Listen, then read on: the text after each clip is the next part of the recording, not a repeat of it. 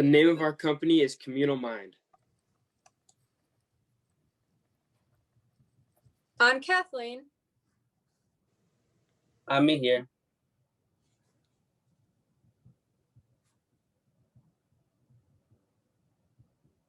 I'm Gibby. Oh, and I'm Kate.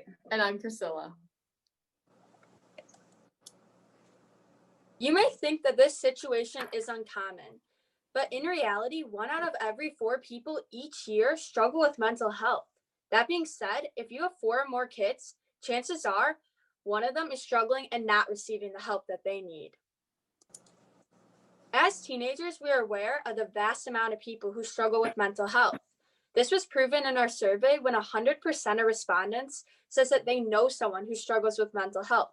In addition, as teenagers, we know the toll mental health has taken on our peers. That said, 54% of respondents in our survey said they themselves struggle with a mental illness. And from that percentage, 48% said they would feel uncomfortable sharing their struggles in person. Communal Mind is an app which provides a social community for people with mental health concerns. On our app, users will be able to share their journey, get suggestions for coping, and daily motivational reminders. Our Share Your Journey feature will allow users to blog about their past and/or current mental health experiences. Our Suggestions for Coping feature comes from the suggestions given to users by their peers, as well as the suggestions that app will provide through advertising. Finally, our daily motivational reminders will be a notification of an upbeat and inspirational quote sent to users daily. Once you download the app, you will see the login screen where the user can create an account on the Communal Mind app. This will promote security. Additionally, on the login page, users will have the option to remain anonymous. When you get into the app, you will see the start button that leads you to a series of 10 questions getting to know the user better and their mental health concerns. This is the homepage of our app. The homepage will have posts of people that you follow and recommendations for you based on your mental health struggles and age. Other users will pop up sharing their own mental health stories for the user to see and comment on.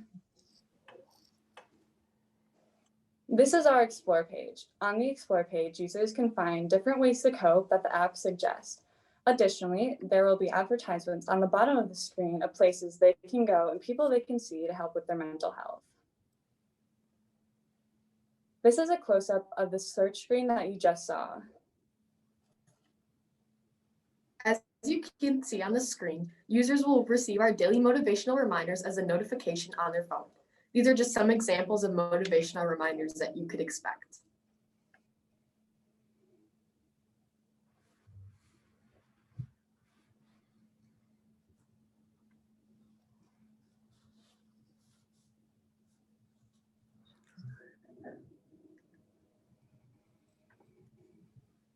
Unwanted behavior or cyberbullying has no place in our app and will not be tolerated.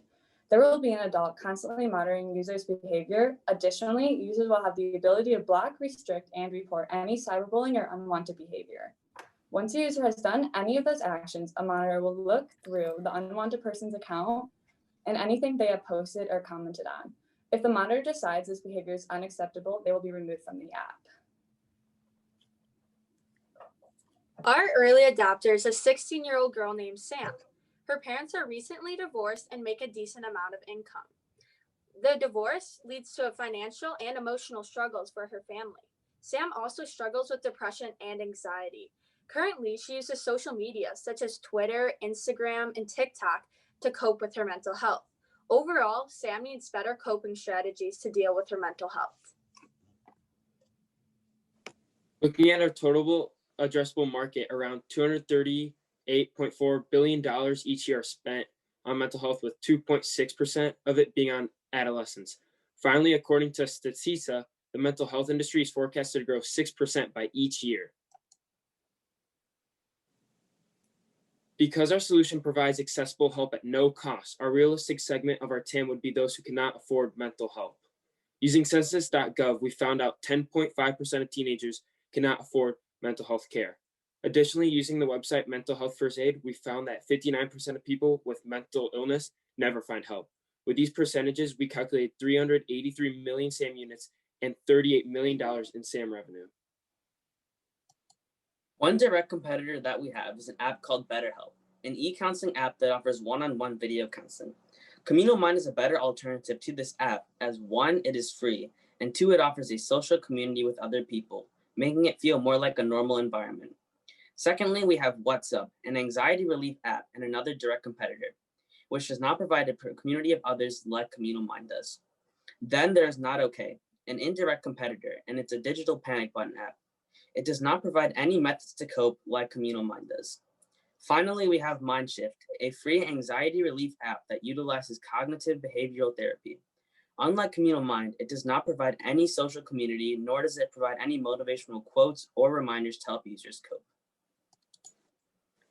When marketing through Instagram, we will market 2 ways, by simply posting 3 to 5 times a week on our Communal Mind account and by paying for Instagram ads, which will go out to more people than those who follow us. Our second marketing strategy is brochures. Brochures will be strategically placed in areas of local schools where people with mental health concerns would be likely to pick them up. These places are places like counselors' offices, psychologists' offices, and wellness centers. Finally, we have flyers. We plan on placing flyers in common areas of local high schools where everyone can find them, such as the lunchroom, the common area, and the library. Potential users will be able to download our app in 2 ways, indirectly through the App Store and Google Play Store, and directly through our website. Our MVP focuses on 2 main value propositions. The first being the willingness for people to communicate in a community-based setting. The second is the desire for our daily motivational reminders. Overall, the effectiveness of our MVP is tested to see how effective it is in treating the user's mental health. To test people's desire for motivational reminders, we plan on using Textedly for SMS-based reminders. This will help users stay motivated throughout the day and help them cope with their problems. To test people's willingness to share their story, we will make a Communal Mind Twitter account and ask questions about mental health for people to respond to. In addition, this Twitter account will be private and give the users the opportunity to make their account private, which would mimic the anonymous environment that our app would have. Overall, this would create a social community that is safe and secure, similarly to our apps would be. Our quantitative metrics are the number of people who would sign up for our Textedly and or Twitter account. Our qualitative metrics are the feedback we would receive from surveys sent to users via email. Our goal for the quantitative metrics is to receive at least 50 people from the Textedly and 50 people in our Twitter community. We plan to implement both our Twitter community and our email newsletters and surveys in March of this year. Implementing those first will allow us to create a solid community. Additionally, the emails will allow us to receive feedback as soon as possible. Finally, we will implement our Textedly messaging in April. Users who have already signed up for our Twitter and given their emails will be notified through their email. We are choosing to implement this last because it costs the most amount of money and research to assure we are sending the right type of reminders out. In order to convert 50 people from advertising through Instagram, we need around 4,629 people to see our ads, which would cost around $33.50 due to the $6.70 per 1,000 impressions. For flyers and brochures, we are also aiming to convert 50 people by printing out 500 flyers and 334 brochures. Since flyers cost around 50 cents and brochures cost around $1, the total cost to print them would be around $632.10. Finally, we would spend $34 on Textedly in order to receive 1,200 texts within 1 month, in addition to the 50 free texts within 14 days. This would then bring our overall total to around $699.52, and so we are asking for $750 to ensure we can cover those expenses. 1 unit of revenue would be defined as each advertisement a customer clicks on. The price per unit would be around 10 cents because that is the average price paid per view for advertisements broadcasted on a startup app. Additionally, we would have no cost of goods because we are an app. Therefore, our gross profit margin would be around 100%.